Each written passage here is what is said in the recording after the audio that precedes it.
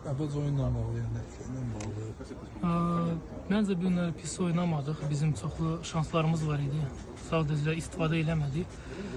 Çalışdıq günləri müdafiədə kompakt oynayaq ki, gələcək oyunlara bizə çox kömək eləyəcək o.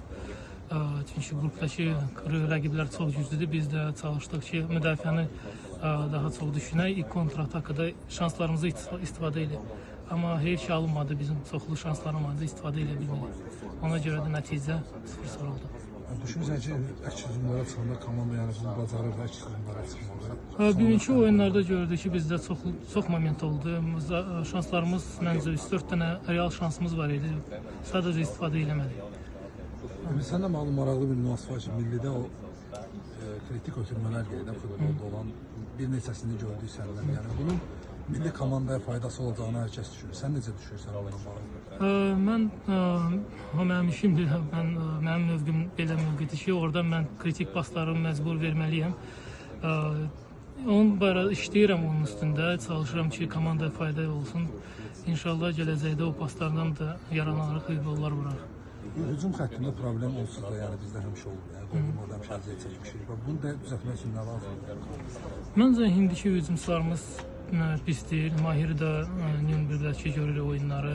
Nariman da, Renat da, Musa da, hamısının keyfiyyəti var qollar vurmağa. İnanıram ki, gələcək onlarda bir dənə qol vursalar, onlara daha rahat olacaq.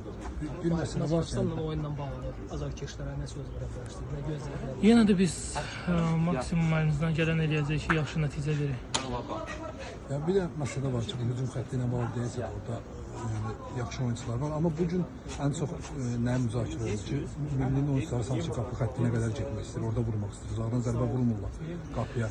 Əslində bu günləri onlar ortada çox sıx oynayırdılar. Ona görə bizim momentlərimiz ancaq müdafiənin arxasına atandan sonra momentlər yarada bildik. Ortada yer çox az idi. Ona görə məcbur biz çalışırdıq ki, ora ataq. Orada da momentlərimiz var idi. Əslində vururdıq, prosta yaxşı vura bilmədik. Zərbə biraz yaxşı oldu. Gol mövzusu gəlmişkən, millinin tarixi bombardır olma şansı var idi. Çox adam gözləyir. Bu barədə fikir var idi oyundan əvvəl. Ya əslində onu fikirləşmirəm. Hər dəfə onu fikirləşsəm başım gedəcək. Ona görə mən əslində komanda düşünürəm. Lazım olsa biraz arxadan günləri ikinci hissədə daha arxadan oynadım. Çünki komanda düşündüm, orada daha çox xeyir verərəm. Mən də komandanı düşünürəm, amma inşallah qol gəlsə yaxşı olar. Qol gəlməsə də yenə də işte yaşayırıq. Təşəkkür, çox sağ olun.